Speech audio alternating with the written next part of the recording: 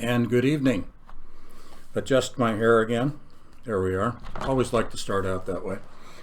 Got a little bit of a beard going on. I apologize for not sprucing up for this evening's live stream. There's been a lot going on today, as you guys well know.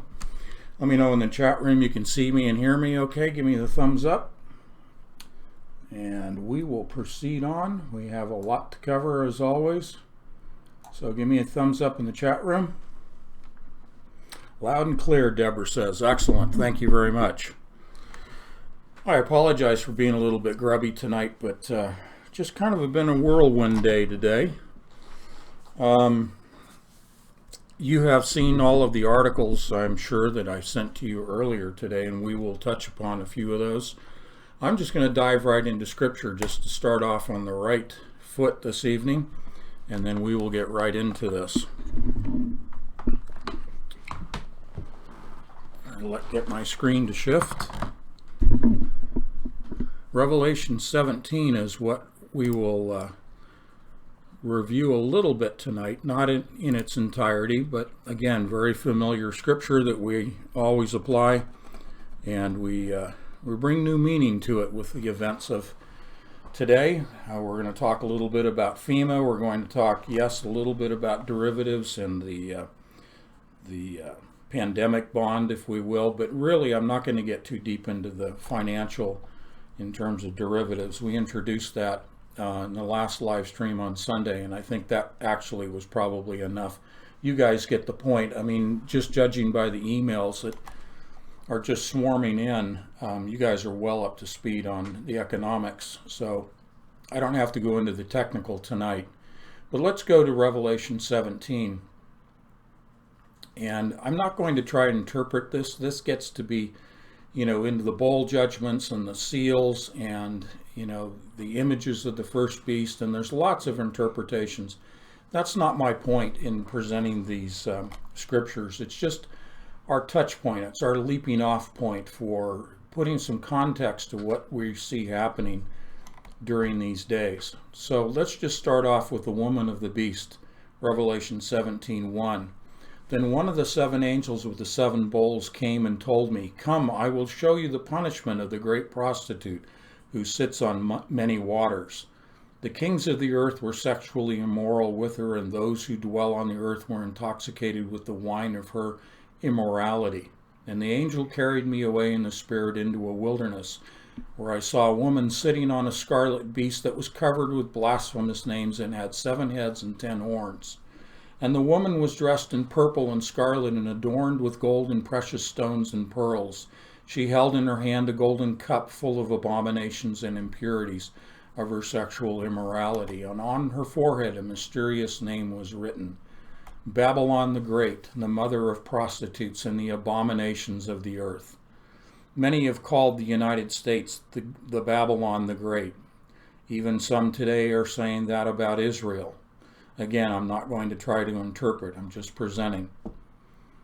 Verse 6, I could see the woman was drunk with the blood of the saints and the witnesses for Jesus, and I was utterly amazed at the sight of her. Why are you so amazed? Said the angel. I will tell you the mystery of the woman and of the beast that carries her, which has the 7 heads and 10 horns. The beast that you saw, it was and now is no more, but is about to come up out of the abyss and go to its destruction. And those who dwell on the earth, whose names are not written in the book of life from the foundation of the world, will marvel when they see the beast that was and is not and yet will be. This calls for a mind that has wisdom. The 7 heads are 7 mountains on which the woman sits. There are also 7 kings. 5 have fallen, 1 is, and the other has yet to come. But when he does come, he must remain for only a little while. The beast that was and is not is an 8th king who belongs to the other 7 and is going into destruction. The 10 horns you saw are 10 kings who have not yet received a kingdom, but will receive 1 hour of authority as kings along with the beast. These kings have one purpose, to yield their power and authority to the beast. And lastly, the victory of the Lamb. They will make war against the Lamb, and the Lamb will triumph over them, because he is Lord of lords and King of kings, and he will be accompanied by his called and chosen and faithful ones. Then the angel said to me, the waters you saw where the prostitute was seated are peoples and multitudes and nations and tongues. And the 10 horns and the beast that you saw will hate the prostitute. They will leave her desolate and naked, and will eat her flesh and burn her with fire. For God has put it into their hearts to carry out his purpose by uniting to give their kingdom to the beast until the words of God are fulfilled. And the woman you saw is the great city that rules over the kings of the earth. I'd like to highlight a couple of verses in here.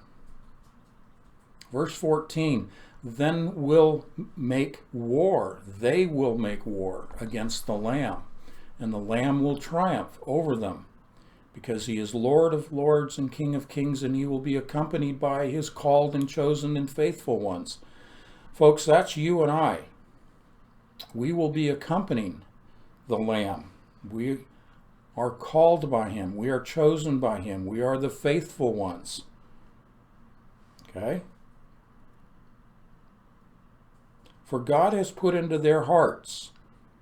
He's talking about those that are not saved, okay, in verse 17. For God has put it into their hearts to carry out his purpose. Remember, this is all God's plan. This is his purpose. Everything we see unfolding prophetically right now today.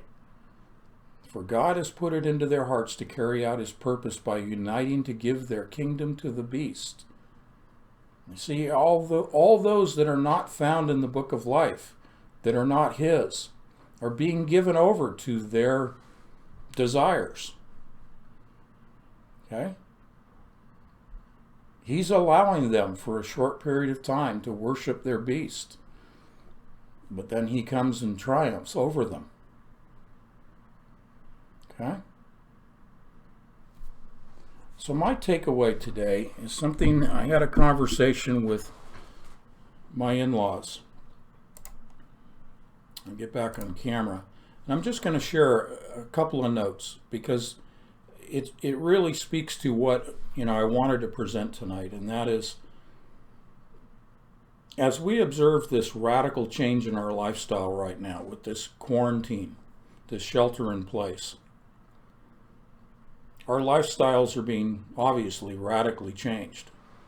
We don't know for how long, but I think if we stop and look at this from the big picture,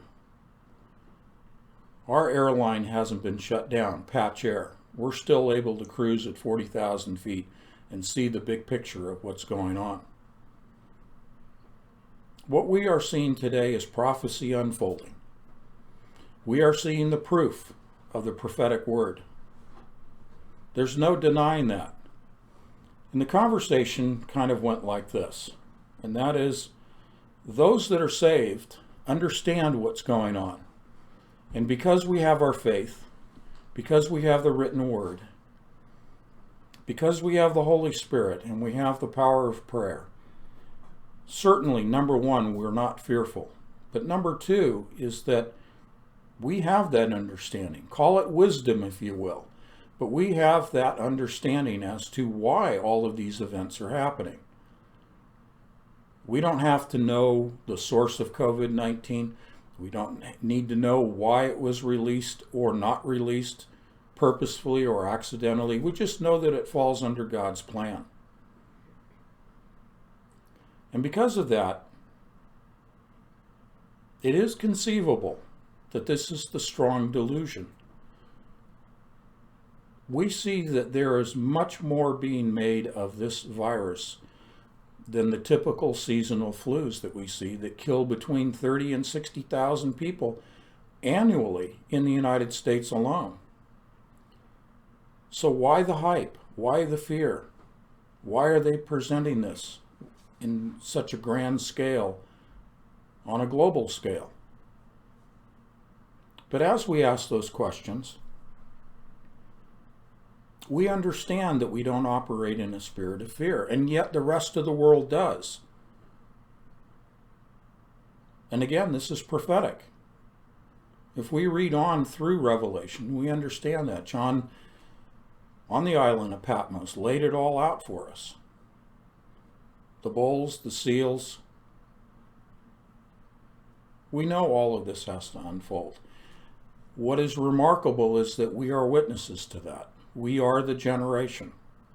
We are that generation that will see the return of the Lamb, of our Lord and Savior Jesus Christ.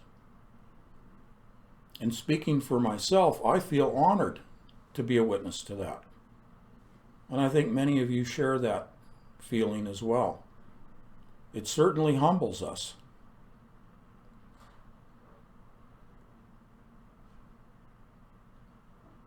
But imagine those that do not have the foundation of faith that we do, that don't have the wisdom of the Word to guide us, who've not studied prophecy, who really don't know prophecy, who don't want to know the Word, who don't know Jesus Christ and refuse to know Jesus Christ.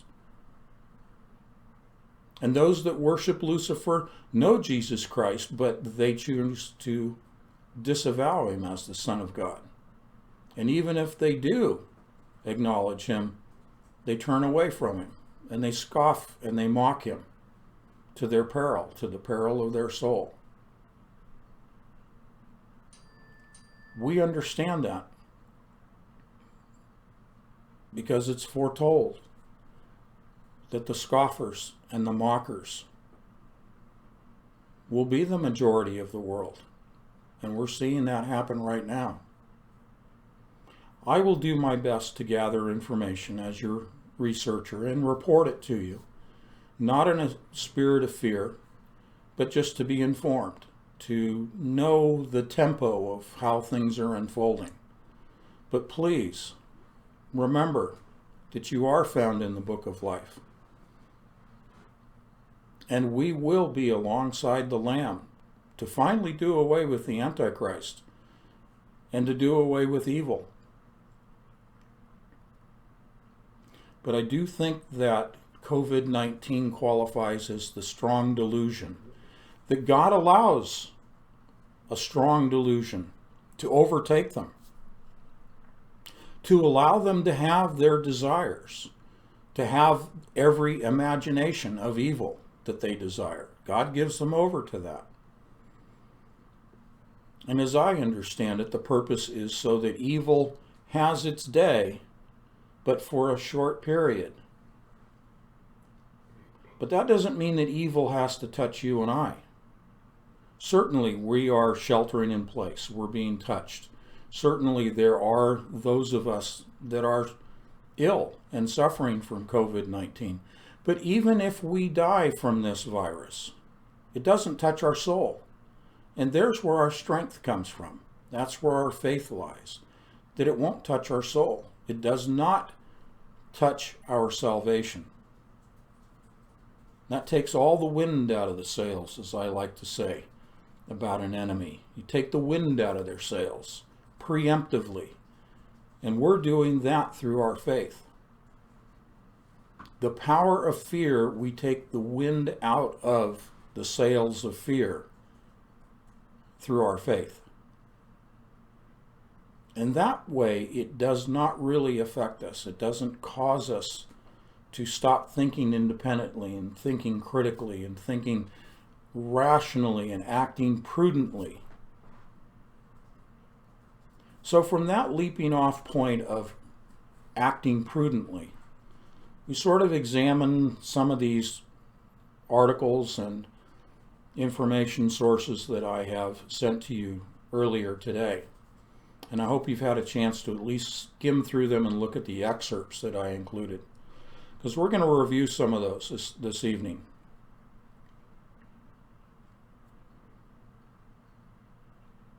But I think the major purpose of us getting together in these live streams is really to reinforce each other, to reassure one another, to have a place where we are getting, if you will, a reality check. It's easy for myself and all of us to get immersed in the media and the repetition and the beating of the drum and the president's statements. And we'll talk a little bit about his statements today, but if we get too immersed in that, it distracts us away from our focus on God and our relationship with Jesus Christ.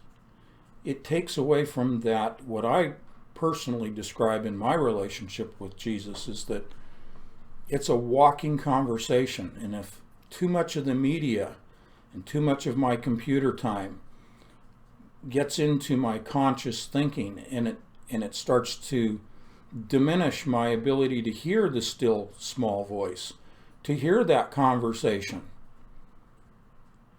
then the things of the world, the actions that are surrounding COVID-19 and the economy, begin to intrude too much into hearing from him. So I encourage you, if you have to sort of push away from the table and say enough is enough and go and get quiet, then do that. Get yourself tuned back in. That's where sometimes I just have to get quiet and get back into that walking conversation. And I've described that before. It's kind of like you're always checking. You're checking with him. Should I do this? Am I understanding this correctly? Am I reading this? Am I interpreting this correctly? And when we hear things coming from the media talking heads and even from the president, that walking conversation, even if you're sitting in the chair, that conversation, it's kind of like, well, what the president just said, does that ring true? Does that sound valid? And there have been a number of things that he has said that I start thinking, boy, everything the president says, I'm just going to flip 180 because it doesn't ring true. I'm not saying everything, but there have been a few things. I think one that stands out predominantly was a couple of news conferences, maybe 2 days ago, 3 days ago. The president said that Google was setting up this medical website where you could type in your signs and symptoms to determine if you are a victim of COVID-19, and then where you could go, sort of the yes-no algorithm. And Dr. Bix had held up the little, cardboard chart with the algorithm on it. And it turns out the next day the articles were all over the place that Google was blindsided, and I sent that article to you. Google was blindsided by this. We talked about this on Sunday. And this is when I start saying, is the president really accurate in everything that he says? Certainly, we've seen enough instances where someone has asked him for specific numbers and he can't produce them, or he kind of approximates. And we understand that. Things are moving fast and he's not an expert on everything, and we give him some slack. We cut him some slack. But when you come out with an absolute statement saying there's 1,700 engineers at Google that are working on this medical website, and then it turns out they are not. It's a database that is exchanging information between hospitals, which is going to be in a small regional area, beta tested. It's not even a national program. You start going, wait a second. And this is not to beat up on the president. He's one guy with a lot of moving parts. But it goes back to our responsibility to vet the statements of the president, as well as other statements that come out by other people. We have to be good Bereans, not only in the word, but in the just fire hose of information that's coming at us now. And now that we're sheltering in place, we're sort of stuck with our computers and our TVs to see what's going on in the world. And even more so in this setting, we have to be good Bereans. Okay? As we go forward over the coming weeks, and the president's kind of putting this picture of a time frame of 15 days. He's kind of fixated on 15 days as the time frame for shelter in place. And then you see other sources that are saying it could be 30 days, 60 days. That's what I said on Sunday. Shelter in place could be as long as 60 days before we start seeing the tapering off in the curve. Possibly a tapering off because of herd immunity. Enough people contracting and surviving produces a herd immunity. And also possibly the warming of the weather, at least here in the northern hemisphere, causing a flattening of the curve and a tapering off. We hope so. We hope the numbers coming out of South Korea and China are accurate, showing a tapering. We're seeing some indications from Italy that it's starting to taper. We can only pray and hope that that will be valid here in this country. But the president, again, is kind of fixated on this 15-day period of shelter in place. And I think, again, it's an opportunity to 180 that and say it's going to be longer than 15 days. And so we've all prudently prepared for a longer period of time than that. But the reason that I want to fixate on 15 days goes to what we talked about almost 2 weeks ago, and that's the topic of test kits. Because I sent to you an article today indicating that the United States military has flown in 500 test kits. Well, this is setting the stage for that tipping point.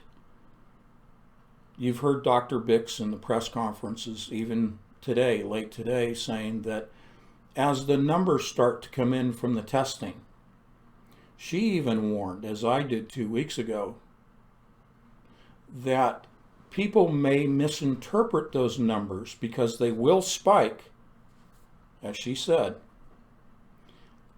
as a time to panic because the numbers suddenly jump up. And she kept trying to reinforce to the reporters, this is expected, this is normal, because there's not been much testing going on. And once the testing becomes more widespread, then logically you're going to have a spike in numbers.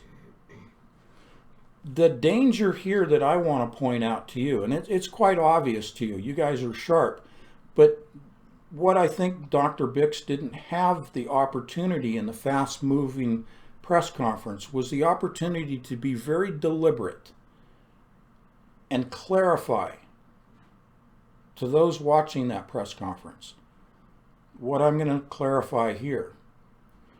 And that is this point. Do not be fearful, do not overreact just because we have a large number resulting from the testing. And I wish he'd been given the opportunity to say that 2 and 3 times. Because to only say it once and briefly in the string of a sentence where she's trying to explain things to the reporter about how testing goes and data collection goes, it's kind of like, gosh, you can only limit it to, little sound bites before the goldfish attention span turns off. Remember the attention span of the goldfish? I haven't talked about that in a long time.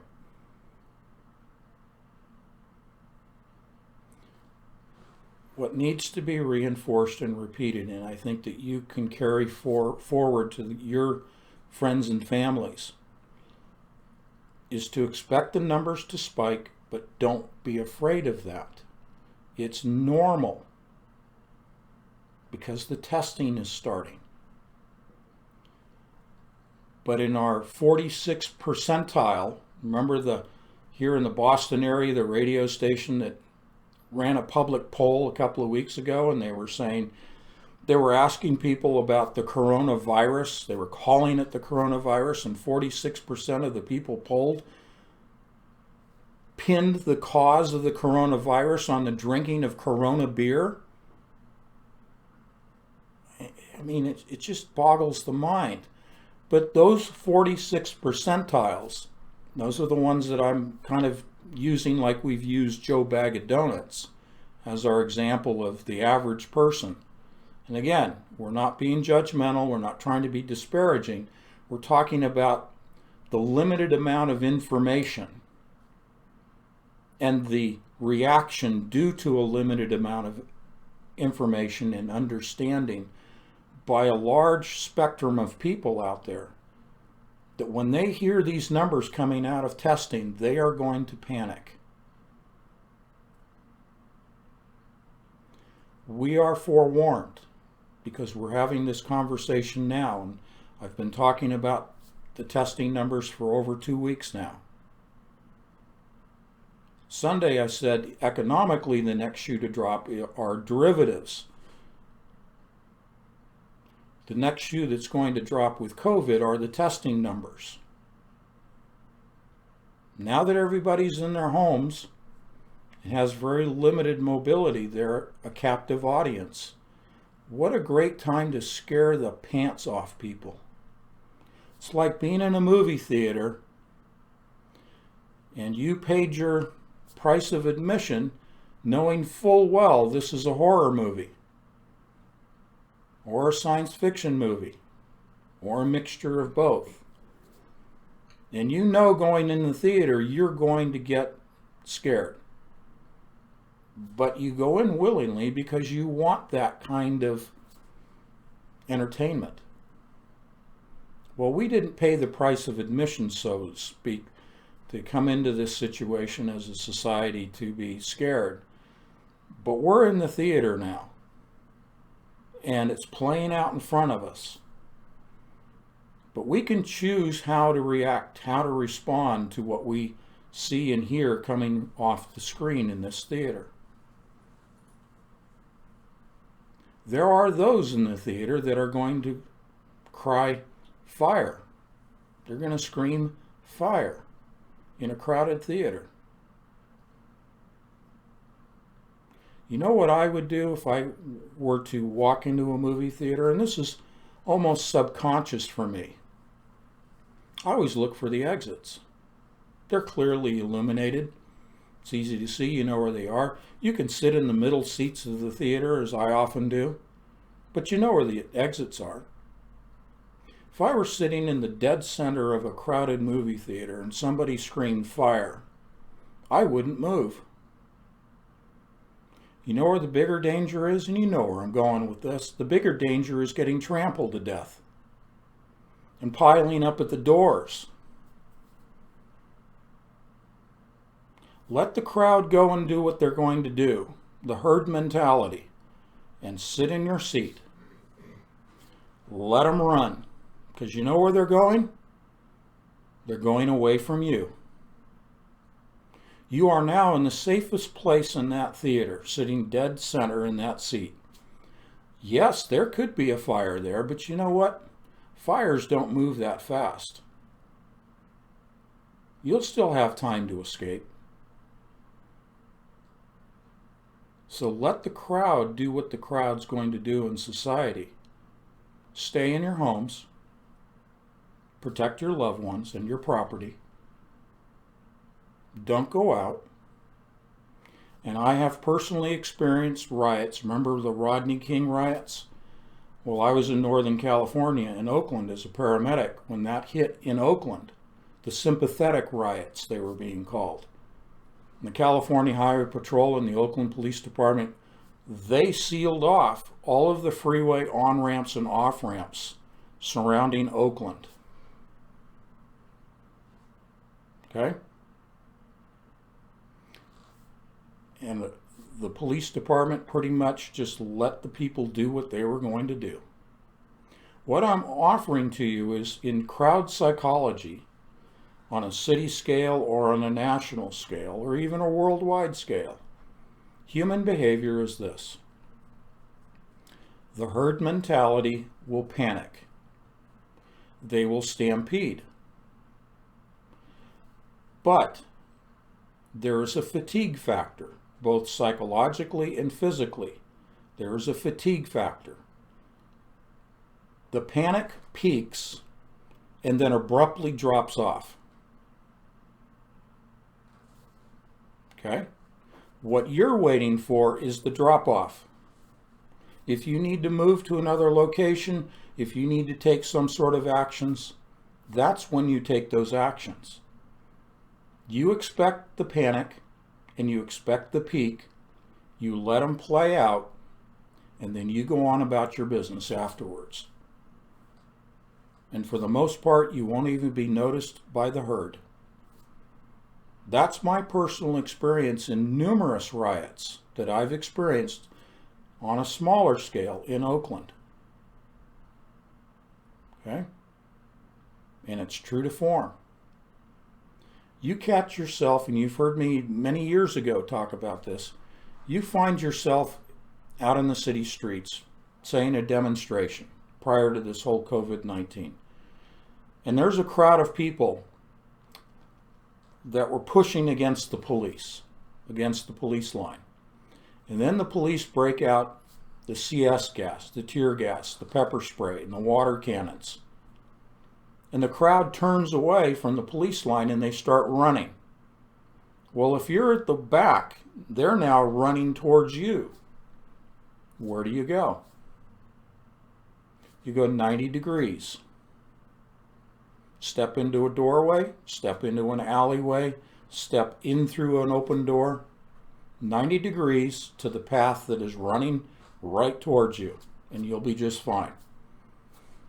I've done it many, many times myself. It absolutely works. You can think in terms of psychology that way as well. Whatever the herd is doing, go 90 degrees to. You won't be able to go 180 to it because you can't fight against the herd psychologically. But this fear factor of the herd mentality, go 90 degrees to it.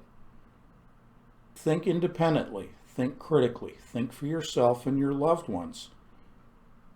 Because you're thinking ahead of time. You are psychologically prepared for the herd mentality and how they're going to behave. Thus, it doesn't catch you off guard. It doesn't send you into the brainstem thinking of the herd. You're still thinking critically. Okay? I hope you receive this as very practical and prudent. I'm going to keep using that word, prudent advice. Because I've lived through this. And that doesn't make me special. I'm just saying this is from my experiences and I'm sharing that with you. Okay? All right.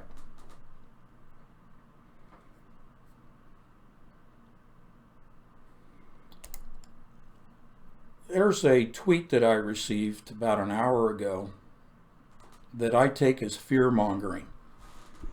I have spent a little bit of time cross-checking and referencing this, but I take this purely as fear-mongering.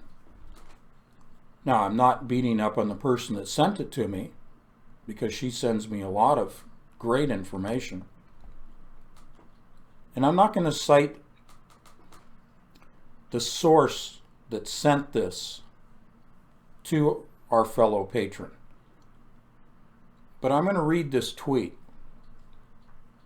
And I think this is completely misconstruing what the president has stated about FEMA. The tweet: the president says that we are activating FEMA to level 1. What does that look like? Take a look at this chart.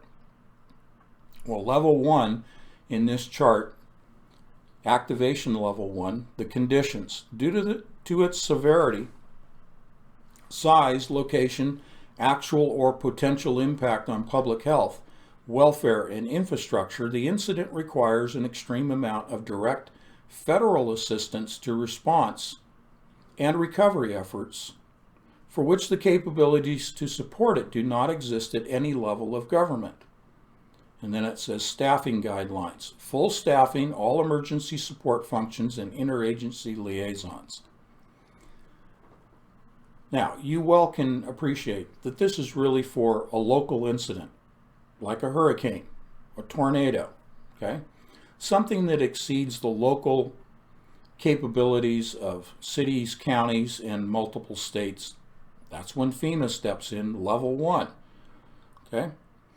What has the president actually done is he has activated all of the FEMA regional emergency operations centers. That's all it is. Now, what are the ramifications of activating emergency operations centers? Well, in the near term, it's simply for coordination of communications. In every disaster I've ever been in, whether small or large scale, communications is always the Achilles heel. It's always the weak link in the chain. Emergency operations centers are primarily communication centers for the exchange of information between agencies and for overall coordination of those agencies, for logistical support, for supplies, deployment of specialized personnel and teams. Does it mean that the FEMA camps are being activated? Well, what's a FEMA camp? Is it your local Walmart? Are they the local state prisons, federal prisons? Are they the local county jail? Not at this level, not at this point in time. Am I saying that there are no FEMA camps? No. Am I saying the FEMA camps are activated in terms of receiving people? No. Will there be FEMA camps that are activated to receive people? Yes, there will, but it's not happening right now. That's not what level 1 means. Level 1 is really just communications capabilities, to make it a very short definition. Is that happening across the country? Yes. Is that reasonable and prudent? Yes, it is, in the face of the numbers of cases that are being expected, as presented by Dr. Anthony Fauci and Dr. Bix and others. Is there a pandemic? Well, apparently there is. So now I'm going to do a 180. I'm going to completely change direction on this, and I may come back to FEMA in just a moment. I'm going to take you in a whole different direction.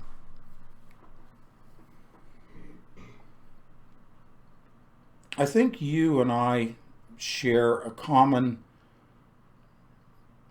distrust of numbers that come out from any government. I'm not just picking on the U.S. government. And from government agencies. So let's go to 40,000 feet on patch air and try to look at the big picture here. And this does take us back to economics. What's the purpose of the strong delusion? What's the purpose of creating a pandemic? Yes, there are people that are getting sick and there are people that are dying. But as I said earlier, not to the level of the flu that we have seen in past years. So why the media beating the drum? Why the government responses and the FEMA activation? Why are they doing this on a global scale?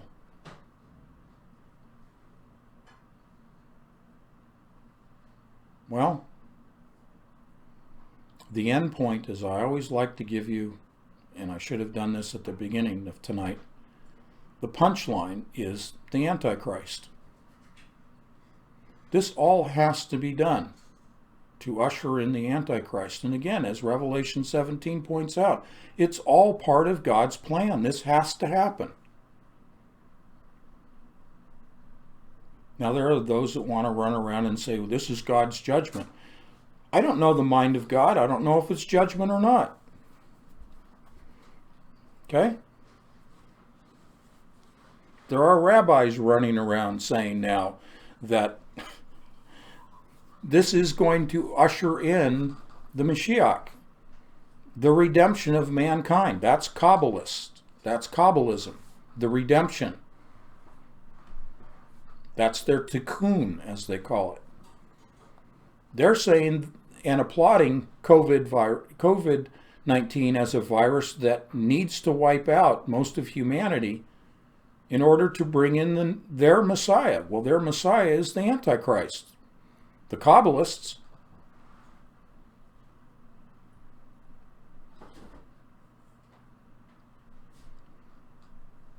For all of the religions who are expecting the return of their version of a Messiah, including the Muslims, their Mahdi,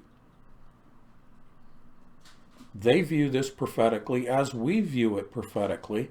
We are expecting the true Messiah, Jesus Christ himself, to return.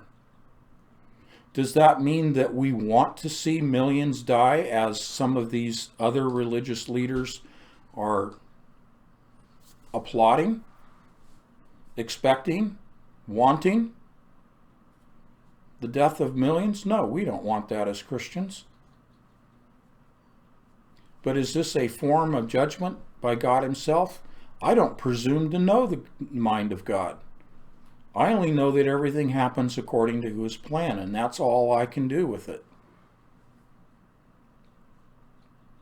But Revelation 17 does indicate that these things have to happen, including the presentation, the revelation of the identity of the Antichrist. We don't want people to suffer, and we don't want people to die. But that's out of our control. We can do things that are prudent, like good hand washing and all the other things that CDC is saying. We can do those practical things to protect ourselves and our families. And we should do those things. But in the bigger picture from 40,000 feet, this is out of our control. We can pray against it. We can pray as we do here, praying against COVID-19 and praying against the evil that is going on and the economic impact of all of this. But again, it takes us to the question, why is this happening? Why are they pushing this as an opportunity? Well, you already know. If you've read my March edition of Untitled magazine and you've listened to me enough over the last several weeks, you know that this is all about collapsing the economy.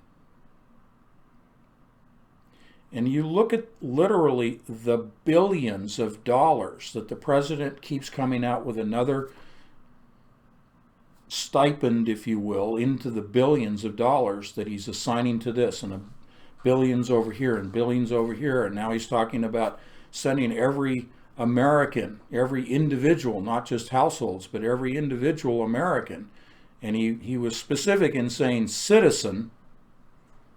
I don't know how they're going to parse that out. Talk about the wheat and the tares. But a check.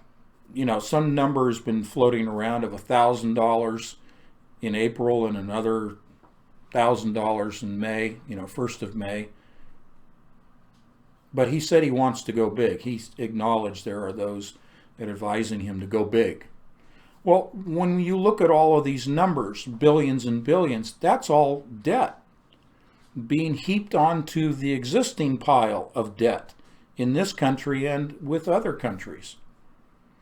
It's hyperinflating this bubble of debt on a global basis that we see from 40,000 feet. It's the last hurrah. They know they're going bankrupt, so it's irrelevant if the debt is this big or it's much bigger, because it's all bankruptcy in the final analysis. But it's by design, because this system in the worldwide, and it doesn't matter if you're talking about Russia, China, Italy, Germany, United States, it does not matter. The entire global economy is based upon debt. Debt and credit and interest payments. And at some point, and this has been from Manly P. Hall and Aleister Crowley and Albert Pike and all of the other Masons.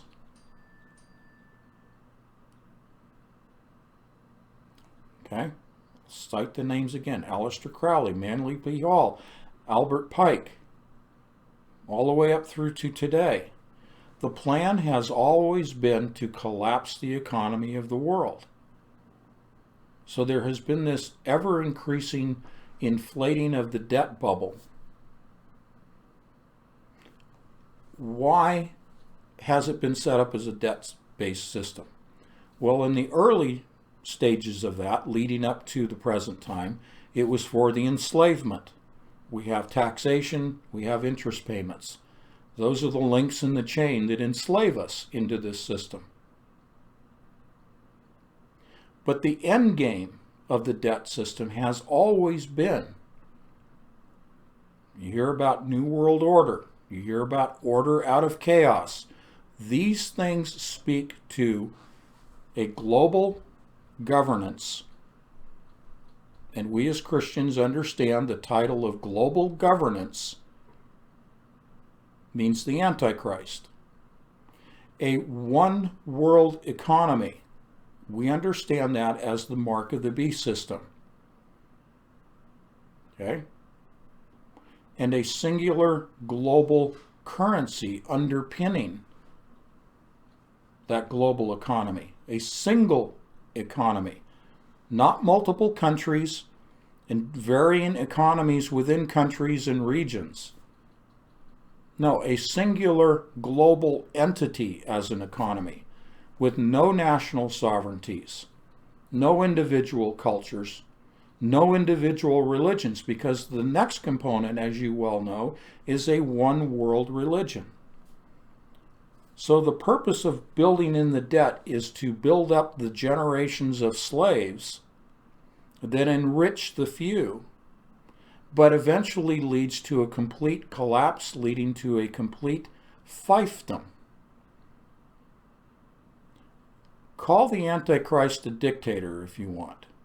Call the Antichrist a king if you want, or a merging of king and queen, okay, the hermaphrodite. Call it what you will, but it is a feudal system.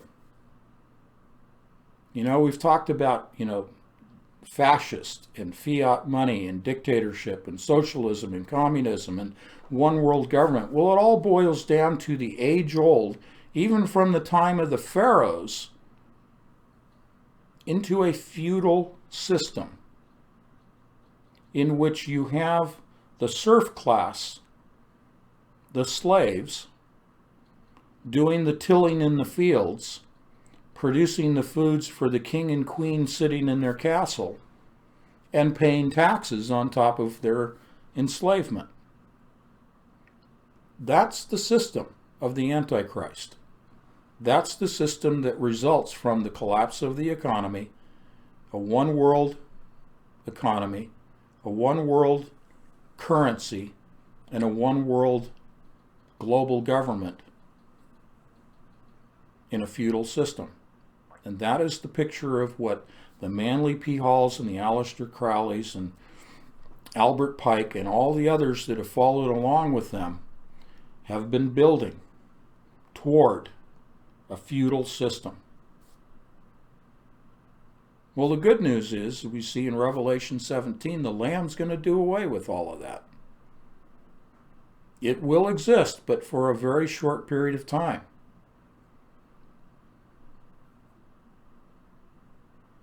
But as Kathleen has tried to reinforce for all of us, he protects us. I shared with you the scriptures on Sunday of he spreads his wings over us. He protects us. And as she has said, he is going to do, from John 14:12 to 14, we are going to do more than even Jesus Christ. The words of Jesus himself. Greater works than I, is what Christ said. What does that mean? We don't know. We can imagine, but he's going to, the point here is he's going to equip us. He's already begun the process of equipping us, because we understand more than the average person out there, the 46%er. We understand what's going on. Well, that's part of that increasing of knowledge that we spoke about 2 Sundays ago in a live stream. The increase of knowledge. We are gaining in knowledge and wisdom and understanding and perspective, seeing the big picture from 40,000 feet. We're thinking clearly. The rest of the world is becoming confused, and yet we remain clear-minded. Well, that's the process of moving us in that direction of doing greater works. Will it mean that we will take, as Kathleen has said, the fish and the loaves and multiply it to even greater numbers than the 5,000? Who knows? Possibly. We're certainly not worried about it.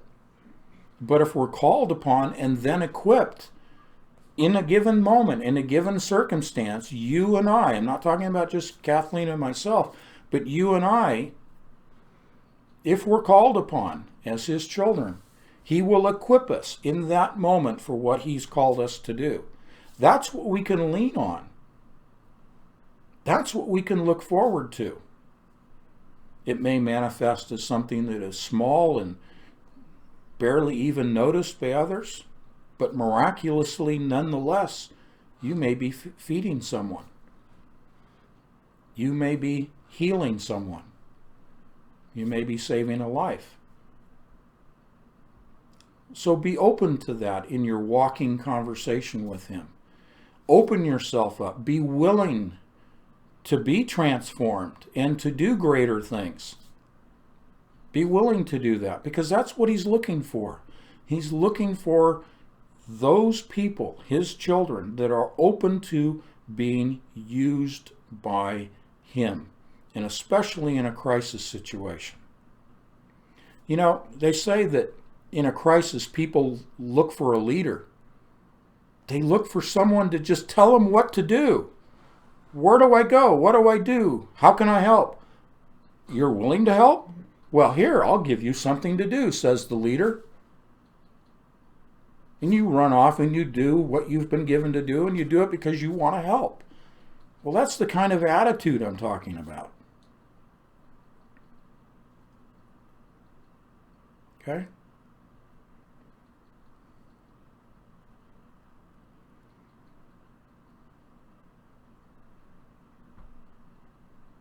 You know, it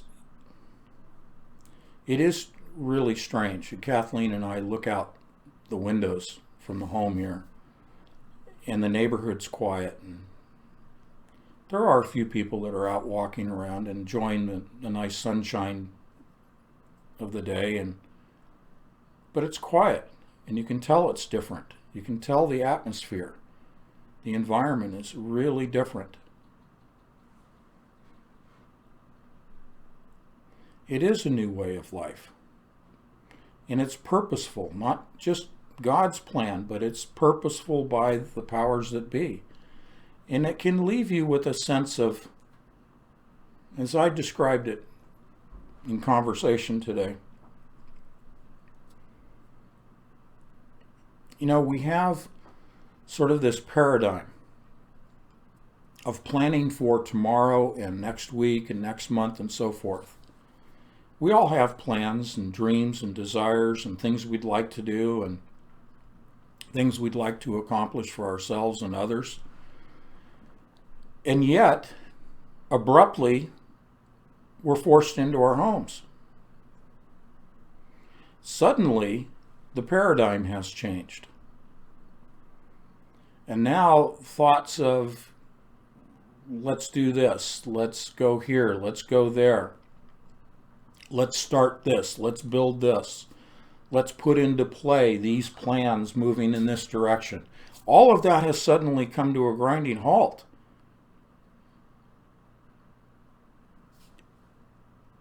And it can stun you. It can paralyze you and leave you vulnerable to the influx of fear. So it's important to recognize that, be introspective while being objective, observing your own behavior, observing your thought patterns, what you're focused on. Is it the computer and the TV all the time? As I said earlier, where's your focus? Where are you letting your thoughts go to? That's kind of introspective at the same time being observant from outside yourself, looking at yourself. If you begin to observe a pattern, a direction in which you're starting to buy into the fear, buy into the hype, you have to force yourself to acknowledge that, admit it, but then force yourself to think differently, divert your thoughts. And of course, the best place to go is to the Word. And to take it in prayer, however you manifest your prayer. For me, it's that conversation in my head with Jesus Christ. Sometimes it's focused prayer. Sometimes it's holding hands and praying together. You've heard my wife pray with us as a group here on the live streams, and she's very eloquent. She's very good at putting together those very well-constructed prayers. I can't do that. I don't have that gift. She does. I'm kind of one of those guys that I just keep it in my head and I focus on my conversation with Christ, and He knows how I operate, and He talks to me. He leads me. He corrects me. A lot of correction that goes on. But you find yourself buying into this stuff, and you start to lose the big picture, and you start to get that tunnel vision, and that leads to fear. So I'm just presenting that because I'm sure you've experienced this and you've corrected yourself. But as the numbers start coming out in the media and people are starting to get hyped and there's reports about panic and fear and maybe even rioting breaking out, remember to force yourself to take a deep breath, step back from it. Psychologically, do that 90-degree away from the herd mentality. Step off to the side, let all the hype go by you. Go off to the side and think for yourself. It'll keep you clear-minded, clearly focused on the Lord. And then He'll guide you. Okay? Again, conversations today that were going on, I was talking a little bit about guardian angels, and Kathleen and I talked about this yesterday even. And I'm not going to go into war stories, but I just want to tell you, in my professional experience as a paramedic, there were many times when, after the event, I would just stand there and go, but by the grace of God, I'm still alive. We have guardian angels around us. Some people want to say there's only one. Some people like to think that there's, one on either side of us, or we're surrounded by angels.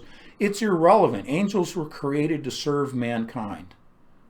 And in that servitude to mankind is to protect us. We do have at least one, probably more, depends on the circumstances probably, but we have a guardian angel. It doesn't mean we're worshiping angels. We're not praying to angels. We've been told, don't worship me. You worship the Lord and you worship God. I'm just a servant. We know that about angels. But I've talked about focused prayer before. If you want to, focus on praying to the Lord to bring you, if He hasn't already, and I'm sure He has, if you're in the book of life, if you're saved, there's already a guardian angel assigned to you.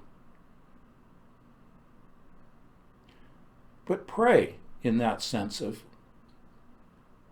compass myself and my family, compass about my home, and protect with guardian angels the home, the family, and you yourself individually. And protect your mind, protect your thoughts, to protect you from falling into that trap of fear.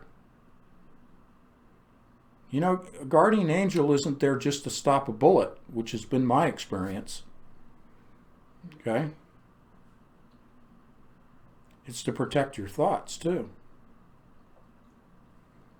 And maybe I'm stepping a little out of line here, but I'm going to say that Kathleen and I have prayed for even a physical manifestation of an angel at some point to communicate with us, to take away the fear and to show us what our mission is, show us our direction, show us what we are to be doing as these crises begin to mount around the world. It would be pretty awe-inspiring to be visited, and I'm saying physical. I mean, certainly an angel is going to be spiritual, but the sense that you can actually see an angel. What an awesome experience that would be. Is it necessary? I don't know if it's necessary or not. We pray for that clarity of understanding as to what we're supposed to be doing from day to day.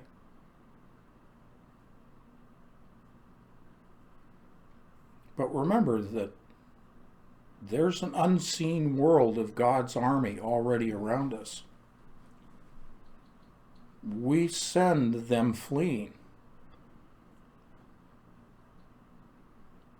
I know in one particular incident, I'm not going to go into talking about it, but I know that there was an individual that was turned away from me, and this, to lesser degrees, multiples of times has happened, but one just before I retired, in which I know an individual was turned away from me by a guardian angel.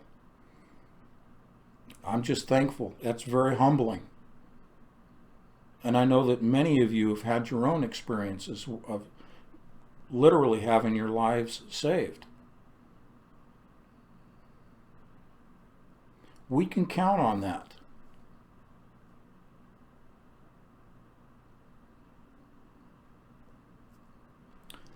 As we see our paradigm changing, the 180 to that sense of apprehension, perhaps fear, knowing right in front of us, we can't escape the reality of it, that our paradigm of life has just abruptly been changed. The 180 of that feeling of fear or anxiety, the 180 to that is our faith. If you want to think about your angels protecting you and leading you and guiding you, that's one way of looking at it. Okay? If you want to look at it from the standpoint of, well, I got this walking conversation, I've got my daily prayers, I've got my quiet time, I've got the word that I can go to. Good. Absolutely. Absolutely essential. Because you can well imagine those without that literally losing their minds due to fear. I almost hate to say this, but well, let me give you the example that most of you are familiar with, and that's the holiday times, Thanksgiving and Christmas especially, and the suicide rate going up during the holidays. I think we can expect to see those numbers. It's terrible to think that way. Unfortunately, from my professional experience, I've seen that firsthand, okay? That spike in numbers. But you can well appreciate those without a strong faith, without salvation, that Lucifer gets his way. He gets into people's minds, and they become supremely despondent. And I've shared with you the numbers that are going to exponentially increase due to the testing. It's kind of like the Christmas holidays coming upon people, and they find themselves alone and desperate. They don't have anybody to turn to, and they don't have a faith to turn to. And they even feel like God is ignoring them. They're not hearing from God, questioning whether there's even a God at all. I've been to many suicides, and I've been to many that have survived their attempts, and I've had those conversations.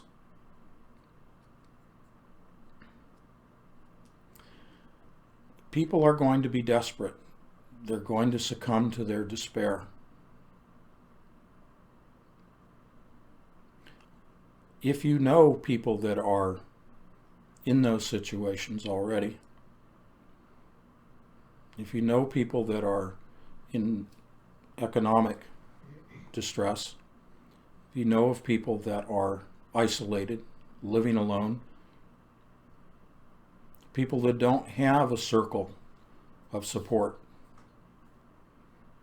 perhaps those are people you want to reach out to.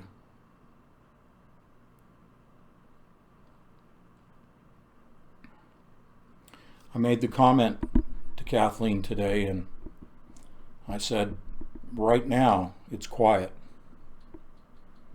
Right now the police officers in the city are enjoying a downturn in crime and the quiet, but they know that it's the quiet before the storm.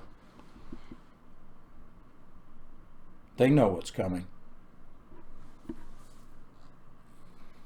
The paramedics, EMTs, like the doctors and the nurses and other healthcare professionals, they know what's coming.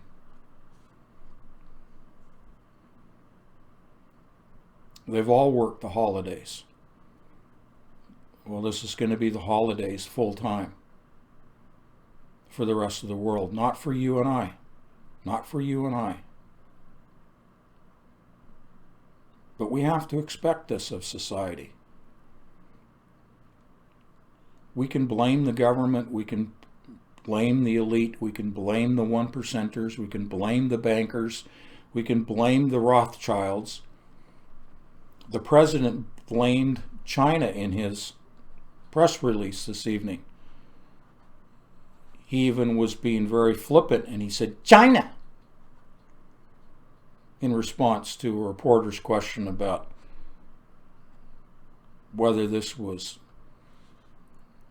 something that was the fault of the Chinese. He used that inflection, China. Yeah, it sounded kind of funny because it sounded very childish in the moment, and it'll probably become a meme out there. But he did that on purpose. He's inciting. He's inflammatory. You remember I said, all the way back in 2015 when he was running for president, I was calling him the agent of disruption. And that's been proven correct and accurate. And when he says that about China and points the finger of blame at China, he's acting as that agent of disruption. Now, I might even go so far as to say he may be inflaming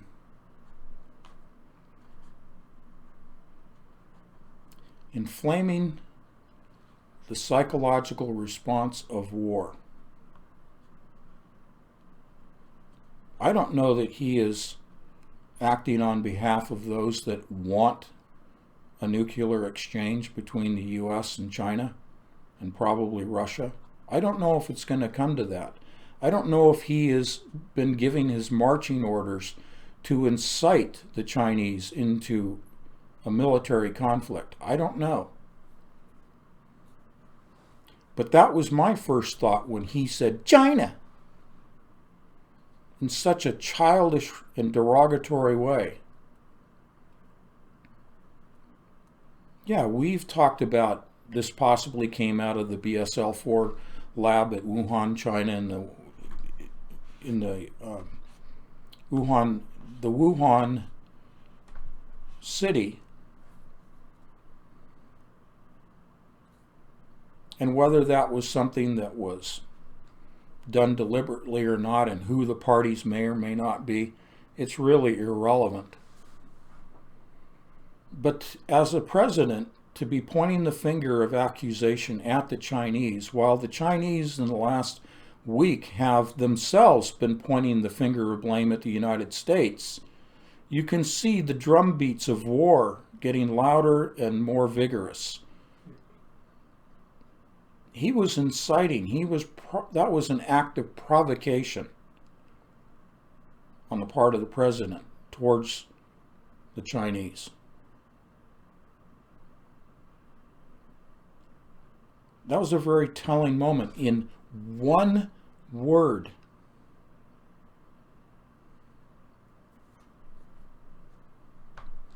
the pen is mightier than the sword.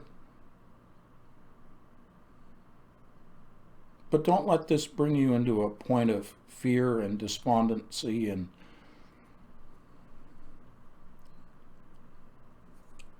the other extremes. You got to stay focused. And again, I draw upon and cite my experiences as a paramedic, not because I'm trying to say I'm some kind of paragod or something like that. I'm just sharing with you personal experience in which I learned through the years. You learn through the school of hard knocks on the streets. You learn from more senior people who've learned ahead of you, and then you pass it on to other people. And it's that focus in the moment of crisis. It could be as simple as two cars crashing at an intersection. It could be as big as a bus full of people rolling off the side of a mountain. And on and on and on, bigger and bigger. But it requires focus.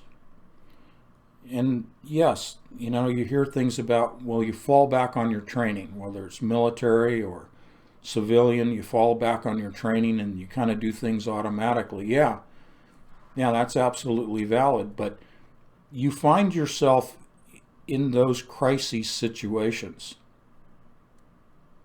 where you observe yourself. Just in a split second, you observe yourself and you say to yourself, no, focus. Focus on that. It doesn't mean you put the blinders on, because you've got to have your head on a swivel. You've got to be paying attention to things that are going on around you and taking it all in, but you've still got to be able to focus your actions. You can't just be jumping from one thing to the other. You've got to be deliberate. Some of that takes practice. Some of that just takes being involved in one thing after another, and it just becomes automatic from a mental process as much as your muscle memory of things that you do according to your training.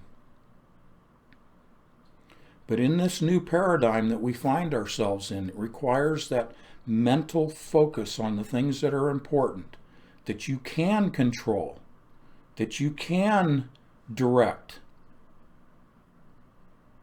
And you let everything else just do as it's going to do, because the rest is beyond your control. Your head is still on a swivel. You're still paying attention. But that which you can control, which you can actually make a difference, you focus on. And you know what happens when you focus like that in a crisis? There's no fear. There's no thought opportunity for fear to intrude upon your thoughts, upon your actions, because you're focused.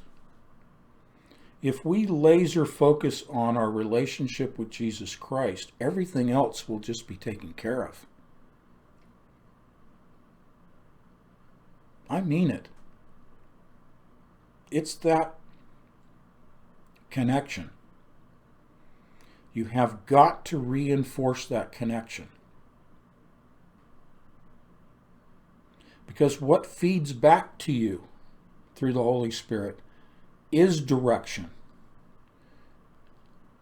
is thought processes, ideas, solutions, reinforcement, calming, a sense of peace that is beyond any understanding. I've experienced this on the streets, where it's like after the event, you want to think, well, why in the heck wasn't I afraid? It's because there's a peace that comes over you that's beyond anything that you can describe to someone else, that eliminates the fear. It just is not even part of your conscious awareness to even respond fearfully. You can accomplish that by being so focused on your relationship with Christ that all of this global stuff, economic and pandemic health and all of that, it just becomes this roiling mass of nonsense that's going on in the world. But you have a peace about it that you can't describe to other people, and certainly to people that are not saved. There's no ability to understand. It's very much akin to your ability to discern from the Word things that people, when they read the Word, who are not saved, that don't have the Holy Spirit, can't discern what you're discerning. And they just figure, well, you're a kook, you're a nut, you're a wacko, you're whatever. Because they just don't have the mental capability to discern what you discern. And so you just kind of have to push them aside and go on with what you're doing. In your focus in your relationship with Jesus Christ, you also have Him guiding you as to how do you take care of your family? How do you take care of your friends? What do you do prudently, day after day after day? And as things begin to unravel, and you're getting the reports of things unraveling, what can you focus on that you can control to take care of your family and your friends? Because that's about all you're going to have, is that very small circle of influence, especially being sheltered in place.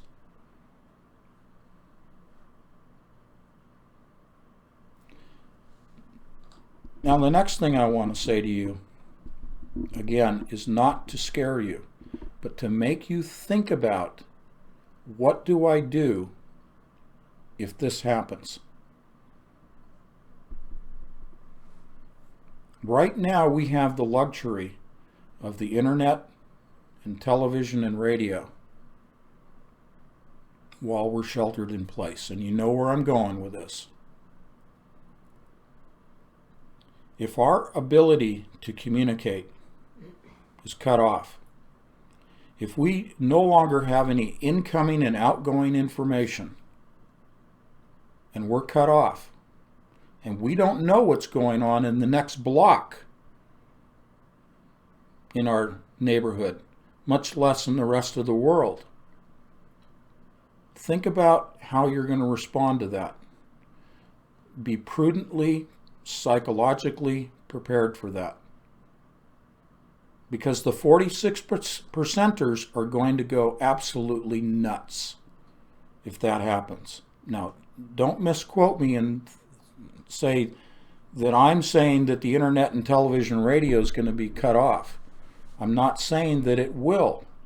I'm just setting the stage for you to be prepared should that happen. And then you take it in stride. Okay? We have no control over whether that's going to happen or not.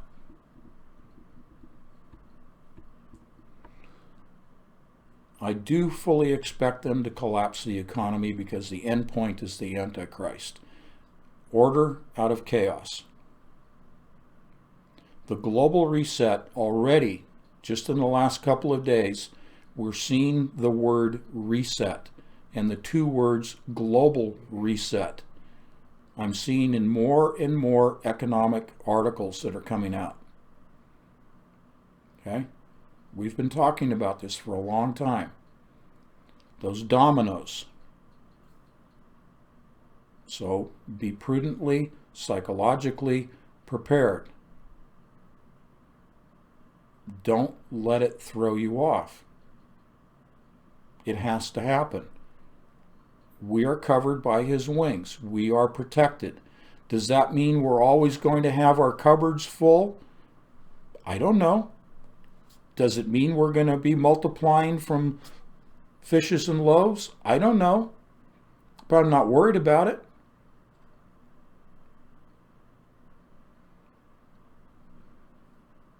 I don't know. Maybe I'm in a kind of a unique situation because I spent all those years working the streets.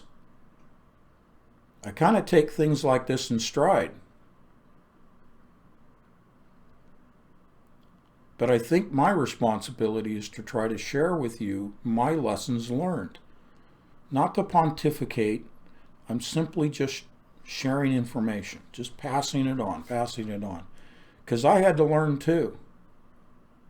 I didn't just step on the streets of Oakland and I knew it all. I made a lot of mistakes.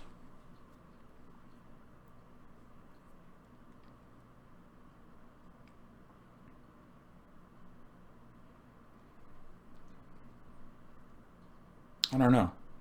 It's weird. I didn't really expect to do this long monologue this evening. I thought I was going to share more of the articles that I sent to you.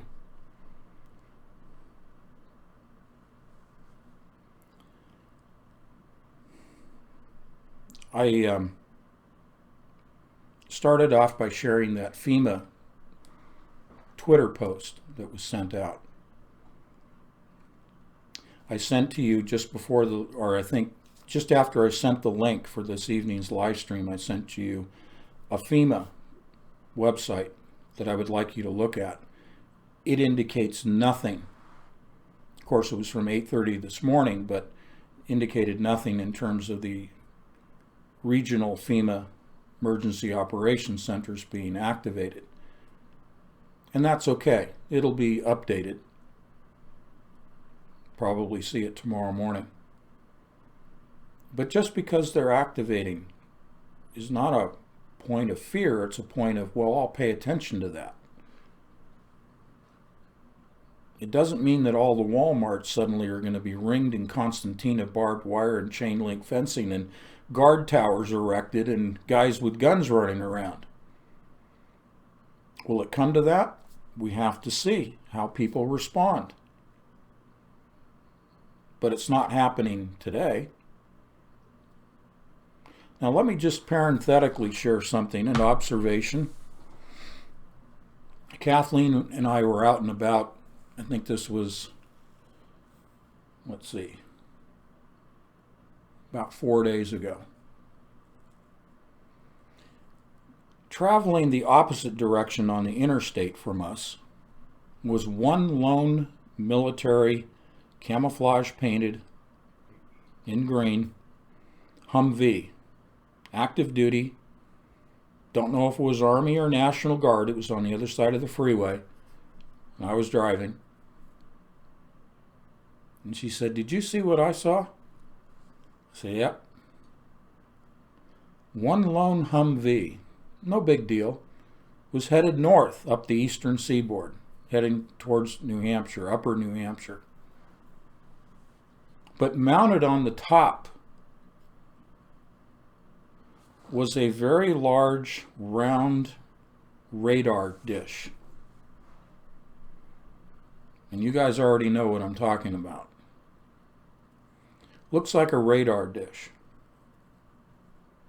They'd thrown it wasn't even a camouflage tarp, it was more like a burlap material thrown over this dish and tied down, and they were driving down the freeway with this thing stuck straight up in the air. She said, "You know what that is?" I said, "Yeah." She said, "That's an active denial system, isn't it? That microwave for crowds." I said, "Yeah." Probably it was National Guard, probably being deployed to some place like a Walmart. Not immediately to its final deployment, but to a staging area, probably moving to a National Guard armory to be deployed at some point in the future. But the active denial system, for those of you that don't know what it is, it's a microwave beam that's tightly focused towards a crowd of people, and this has been used for at least 10 years, but focused on people, a microwave energy beam. It doesn't kill people. It could if they stood there long enough, but it heats up the water in the body, just like a microwave oven. People feel that sensation of heat because it's actual heat. They are actually being heated up, and it causes the crowds to disperse away from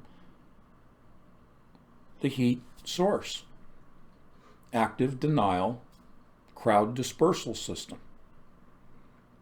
We saw one going up the freeway. They're going to use them. Probably to protect places like Walmarts and other places where food distribution will be taking place. The president already had the different representatives, again from Walmart and places like that, talking about testing, drive-through testing. Sections of the parking lot set aside. Police, National Guard, directing people in their vehicles to drive through, stop, get swabbed, data recorded, and then people drive on. And at some point, the data will be shared as a test result with that individual.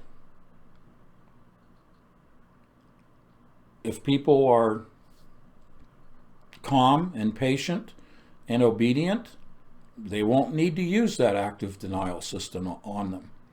If they're doing food distribution, they're talking about having kits prepared for adults and for children, food distribution kits, free of charge, but you don't get to determine what's in those boxes.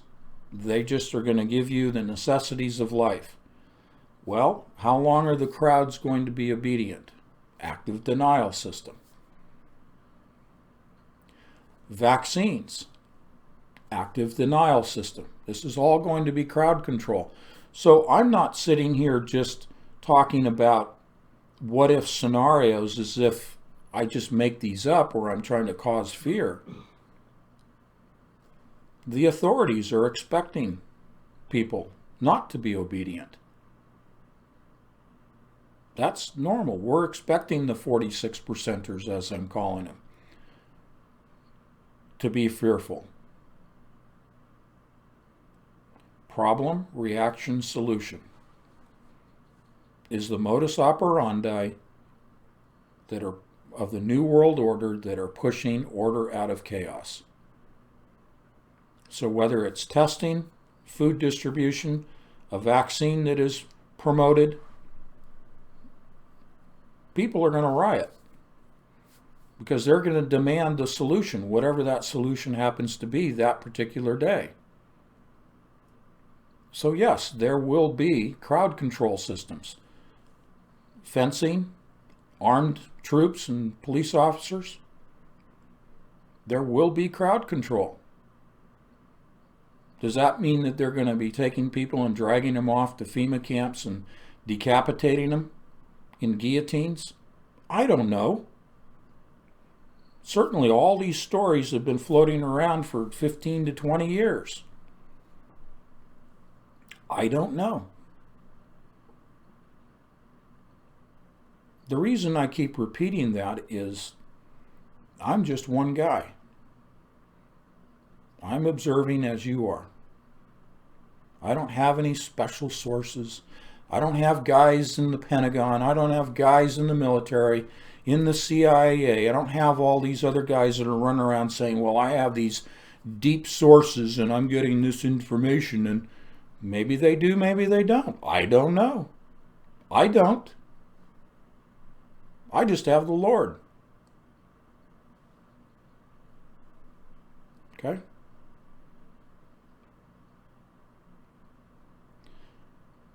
But we think in terms of crowd control and active denial systems and FEMA camps and all those things because we need to be aware of what's going on. So we go out and we search information on those topics We try to be aware, and as I keep saying, head on a swivel. That's a Navy term from working on aircraft carriers, not me, those guys. And working the flight deck, you got to have your head on a swivel. We used to talk about that on the streets. We called it street smarts and street sense. Head on a swivel. Do the same thing. Do that when you're on the computer and you're looking in these various topics I just gave you, and you're looking for information, you're looking for indicators, you're looking for people that do have inside sources.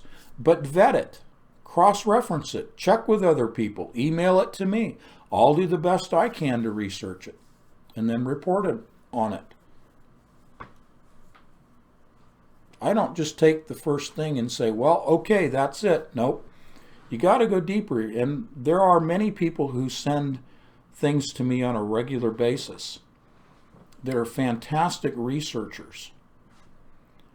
And many times I've taken those people that send things to me on a regular basis and I send things to them. And I say, what do you think? Can you vet this? Can you cross-check this? Can you go to your sources and then feed it back to me? Because then I can share it with you as patrons. So over the coming weeks, I pray that I will have, and Kathleen and I will have the ability to be your researchers and your reporters. I think it goes without saying that this is an essential service that you and I have here together.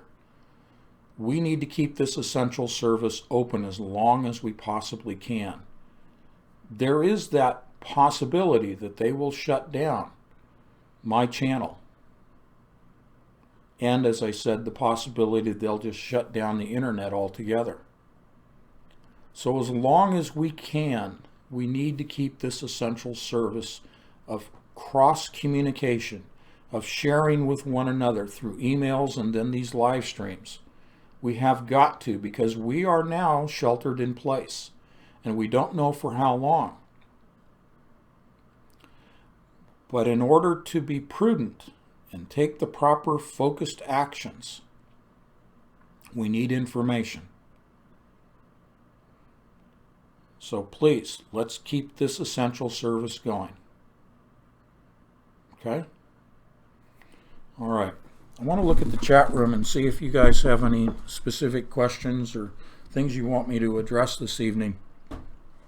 I do want to give you that opportunity. I'm not going to go into all the articles that I already sent to you. I think that's, they speak for themselves, okay? But if you do have a question, I'm happy to try to address those right now, or if you want to cite those articles, we can do that.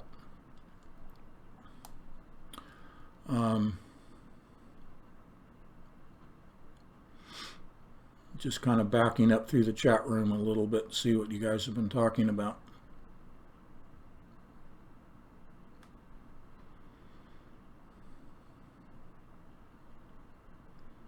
Okay.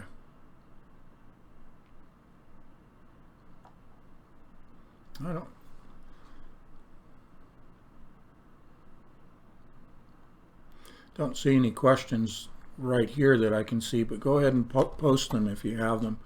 Let me just take a look at a little bit of my emails. Take some time to address some of that. Boy, just since we started, the email is just loaded up again. Amazing. And I'll do the best I can to respond to your emails. Okay? Oh yeah, contact tracing. This was one of my, I may have sent one to you today about contact tracing, but let me reference this. This is Government Technology and Services Coalition, Homeland Security Today.us. And they're talking about from Oxford University today. Oxford University contact tracing app could be the solution to slow and stop COVID-19. A team of medical research and bioethics experts at Oxford University in the UK are supporting several European governments to explore the feasibility of a coronavirus mobile app for instant contact tracing. If rapidly and widely deployed, the infectious disease experts believe such an app could significantly help to contain the spread of coronavirus. Okay, so if you want to look that up, I'll post it after the live stream, but it was, just type in Oxford University Contact Tracing app, and that'll pop up. It just came in today. But that speaks to the larger issue, and that is the contact tracing. Just because you receive a phone call from your local health department, let's say, that says, hey, John Smith works with you, and yesterday John Smith was diagnosed as active COVID-19. They're going to ask you the obvious questions. Do you feel sick? They'll run through some signs and symptoms with you and ask you, do you have a fever, cough, sneeze, runny nose, things like that. If I get a phone call like that, I'm not going to be afraid of it. It's just they're gathering information. But they may follow it up and say, well, he's a severe case, so we want you to be tested. Can you go to a local clinic? Could you go to an emergency room, or can we come to your home and test you? Who knows how it will roll out. But if they request that you get tested, there's lots of concerns about DNA collection, and things like that. I don't think it's something that we really should refuse. If we get to the discussion of vaccines, that's a whole nother one that we've already covered extensively, and I've been talking about since 2013 publicly against vaccines. But testing, my attitude is I'll just comply. They already have my DNA. To take it again doesn't matter. I've been fingerprinted almost all of my adult life because it was part of my job requirements. So they know who I am, and they've already got my DNA. It's not a big deal. If it's going to help the individual who has contracted it, or if it will help prevent other people from contracting it by my complying with being tested, I will do that. I don't see that as a big issue. Okay? But if they say, hey, I want you to go down to Walmart and go through the drive-through and get swabbed at your local Walmart, I'm not going.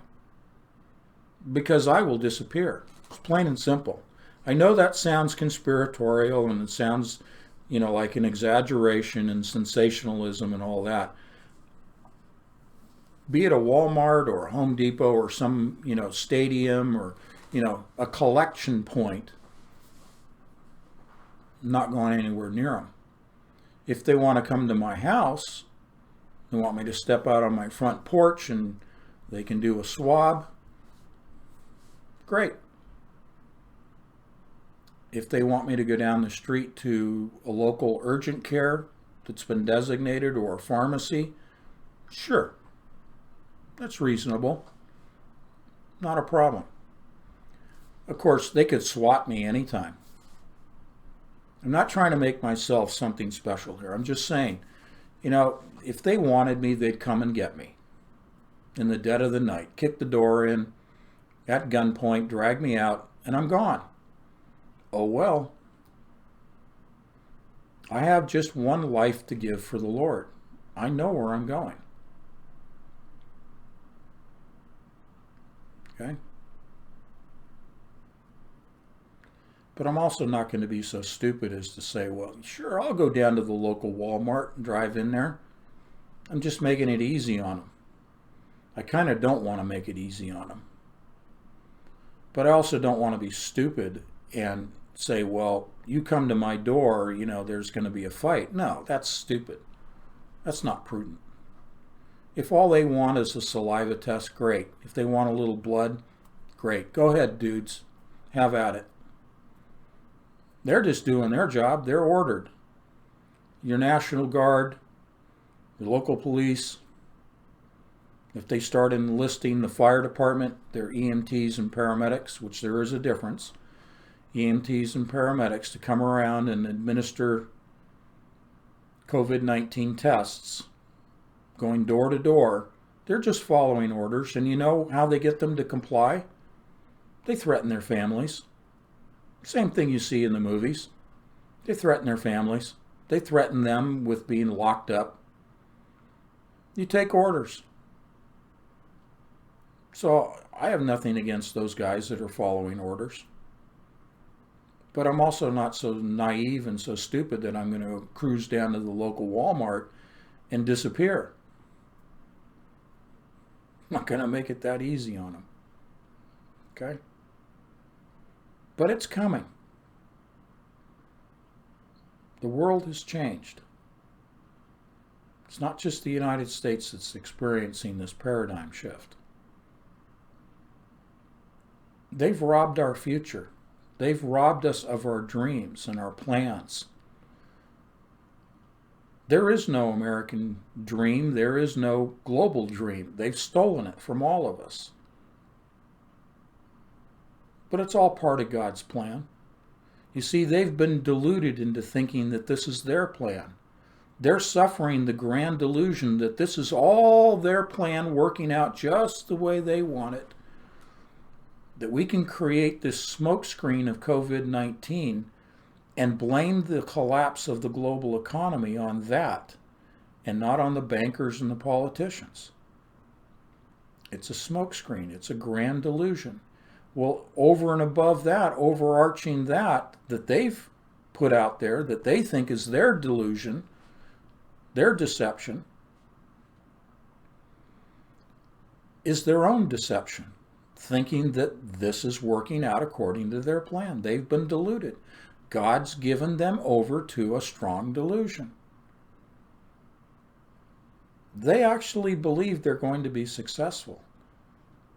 They actually believe that when their Antichrist arrives, they're going to defeat Jesus Christ and they're going to defeat God. Early on, when I first started talking about CERN, I stated it and repeated it over and over for years. Satan in his hubris actually believes that he can kill God, because his version of the Tower of Babel is CERN. It's the Large Hadron Collider. Yes, it's shut down right now and all of that, but without getting into the weeds and talking about that, and you guys can email me and let me know if you want me to start talking about CERN again and giving you updates. But for tonight, very succinctly, it is the Tower of Babel, the Large Hadron Collider, and it is the weapons system that Satan in his hubris believes he can defeat God's army of angels, the 2/3 that remain God's, and actually ascend to heaven and kill God himself. You talk about a grand delusion. But it's the Luciferian agenda, the Luciferian worshipers that are causing this paradigm shift in our life. And they've been given over to that strong delusion, believing that their Savior is not only the Antichrist, but is Lucifer himself. And they think they're winning. They think that they're gaining ground on their agenda. And they just think this is just great, that people are so fearful that they're sheltered in place and that they will comply with whatever it is that they order us to do. They're laughing at us. They're mocking us, as Revelation talks about, the scoffers. They're plenty. And I know there have been stories about hundreds of CEOs resigning since January, and people talking about, the elite have been scurrying off to their deep underground military bunkers and other associated hidey holes and keyholes, as they're known. And they may very well be. I don't know. I don't really care, because they're going to pray that the rocks will fall and protect them from the day of wrath, from the judgment of God. You see, they're falling right in line with Scripture, with prophecy, by running off to their hidey holes. God sees it all. There's no escaping his judgment. And maybe they have spent billions and billions on deep underground military bases. I don't care. I don't go looking for them. I've read about them. I've seen the stories. And they may exist. And there may be thousands of people that have gone underground and will go underground. And Bill Gates supposedly has a $150 million yacht that's hydrogen powered that supposedly will be completed in 2024 or 2026. 2024, I think it was. But as the story was laid out, probably that's a false red herring in that he already has such a yacht to ride it all out instead of going into a bunker. I don't care. It's an interesting story. Would make for a great James Bond villain movie, but I don't care.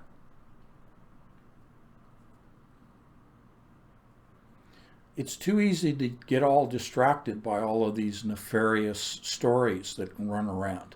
And they may be factual, may be accurate. But as I sit here, quarantined, sheltering in place in my home with my wife, whether Bill Gates is on a yacht in the middle of the ocean or deep underground or any of these other idiots, I really don't care. Because it distracts me away from my focal point, which is my relationship with the Lord. And understanding what it is He wants me to do today.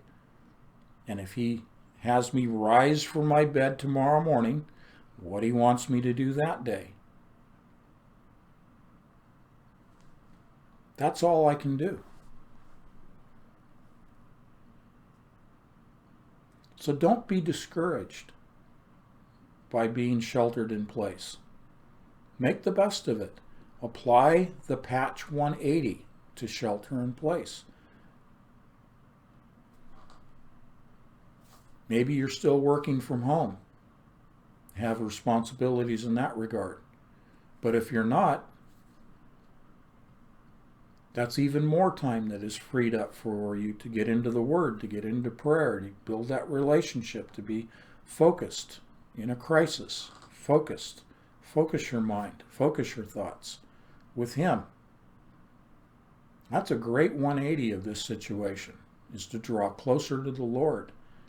While the secular world, the unsaved, are pulled away from Him because of the fear that is building by being sheltered in place. If you have the opportunity through emails and Skyping and other conference calls and Google Hangouts, whatever, and emails, and even doing live streams of your own if you want to go that direction. It's a great time to be witnessing. You have a captive audience. The powers that be think they have a captive audience by causing people to be sheltered in place. You 180 that. You now have a captive audience. You have a sphere of influence. So influence that sphere of contacts. Present the paradigm change that, look, here's the evidence right in front of you. Are you stuck at home? Well, yeah. So is everybody else. Okay. How factual is that? Is that evidentiary that something spiritually is doing something malevolent, something nefarious? Oh, well, they're just trying to protect me from other people and for me not to, spread it to other people. And it's benevolent. Oh, it's benevolent. Okay. Okay, yeah, sure. Yeah. Yeah. That's fine. But let's talk about your soul. Your salvation. Are you saved? Do you know what's going to happen if you succumb to COVID-19? See, there's your 180 of it. Do you know what's going to happen to you once you die? You see, dying is now becoming a stark reality to people. Because The media has been just beating the drum that this is highly contagious. Well, it may or may not be. I don't know. But just the specter of it being highly contagious, you can 180 and now say, you know what? A lot of us have been thinking that the new reality is we could die from COVID-19. So what's going to happen to you when you die?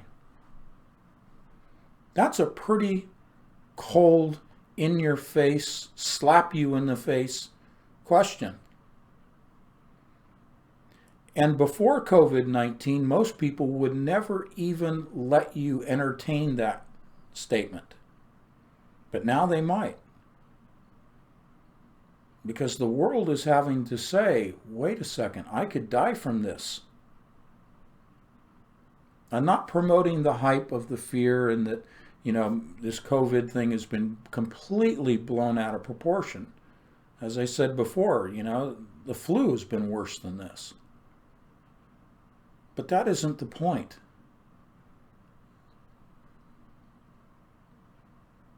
The point is now people are having to confront their mortality. And that's a great opportunity to witness.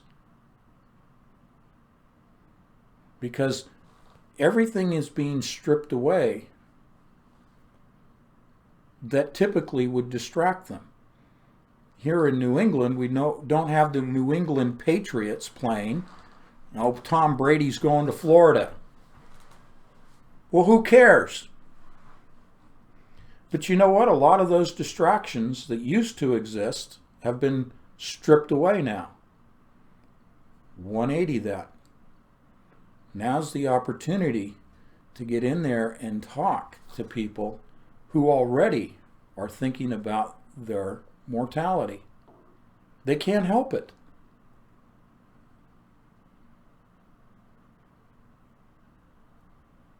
I think it's a pretty interesting situation when you look at it that way. That it's going to open up hearts and minds to Jesus Christ.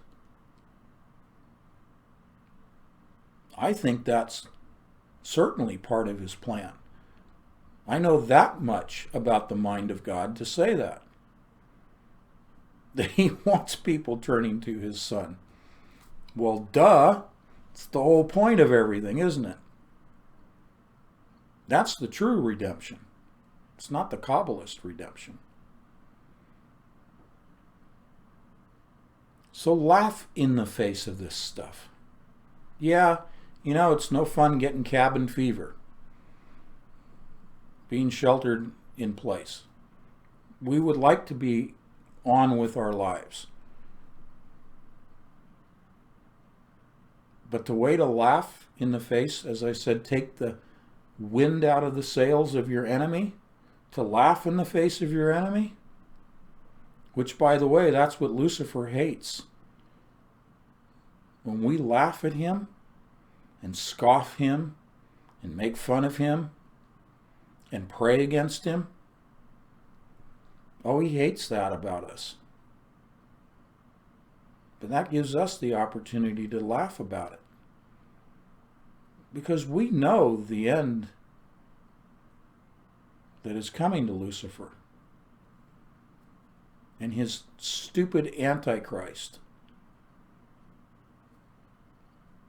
We know what's happening to them when we know what's happening to us.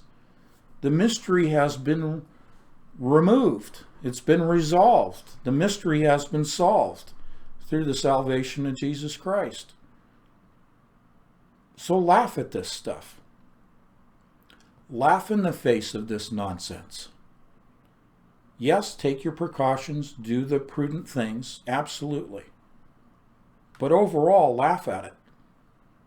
That takes the fear away, doesn't it? I used to teach a class for many years to medics on the street called Defusing Assaultive Behavior. It was a law enforcement course taught to police officers and sheriff's deputies, and even was used in the military diffusing assaultive behavior.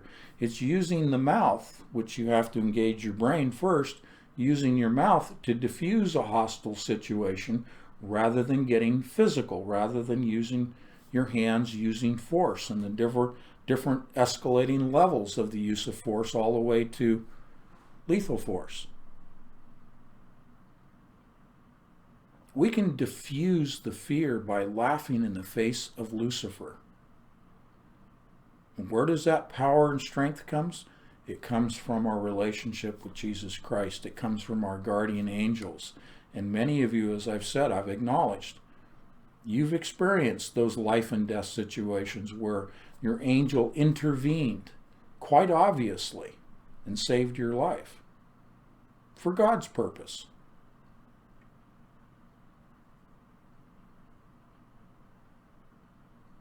I just find this very humorous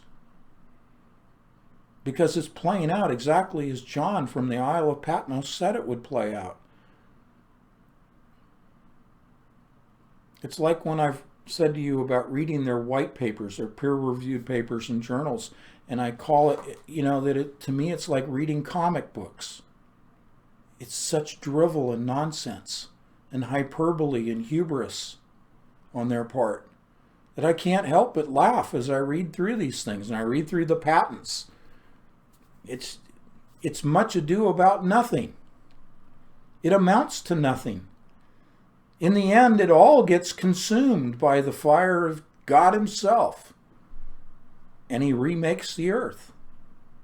And in the process, he's remaking those that he finds in the book of life. He remakes us.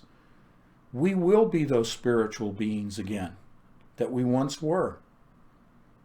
That should bring joy and should uplift you and make you just feel like, wow, we're on track for being renewed. Yes, we are renewed through Jesus Christ. Then from there, we are finally renewed. We're on track for that complete transformation. In between is that augmentation that Kathleen and I have talked about, and that Jesus said in John 14:12-14, we will do greater works than he. That's the in-between, but we get to the end of that. It's that complete and total transformation of us.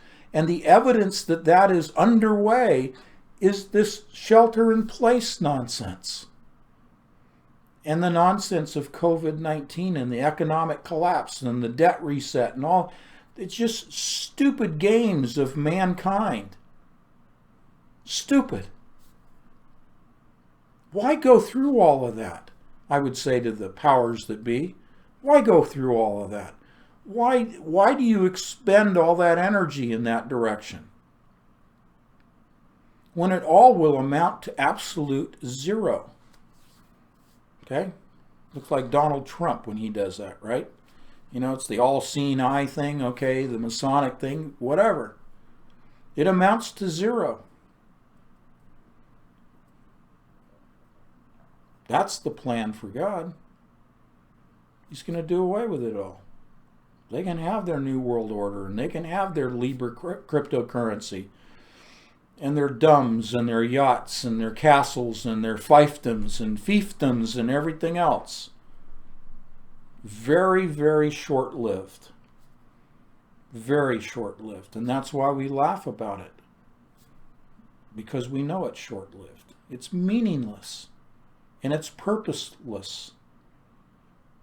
The unfortunate thing is that these people that are involved in this, their souls are damned for all eternity. So we continue to put the word out. We continue to warn. We try to educate. We try to share and witness with people as we can, so that they come to an understanding of seeing the bigger picture from 40,000 feet. And some of them are not swine. Some of them, when we cast our pearls of wisdom to them, will respond. But unfortunately, it'll be very few. But that shouldn't discourage us from continuing to do what we do. Just share it. Share it. And share it. until we're not able to anymore. We don't know what God's going to do with us individually from day to day.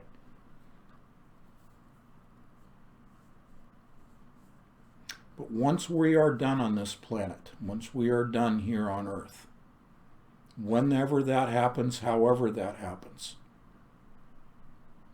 then we get to be transformed as He has always wanted us to be transformed, in fellowship with Him. And we will return, as Revelation 17 said, we will return with the Lamb. And we will claim this renewed world that God is going to burn the elements and transform the planet, and it will be a new kingdom on earth. We have that to look forward to as we shelter in place. Okay? If you have prayer requests, Kathleen and I honor those, and we're humbled to take those. If you have questions, please go ahead and email them to me.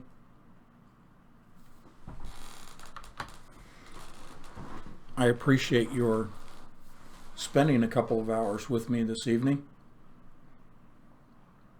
I hope this has been helpful. I hope that it is useful information. I hope it's been encouraging.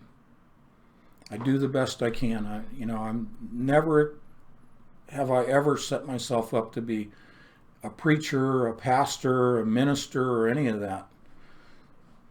Never expected that I would be doing what I'm doing in terms of researching and reporting for other people.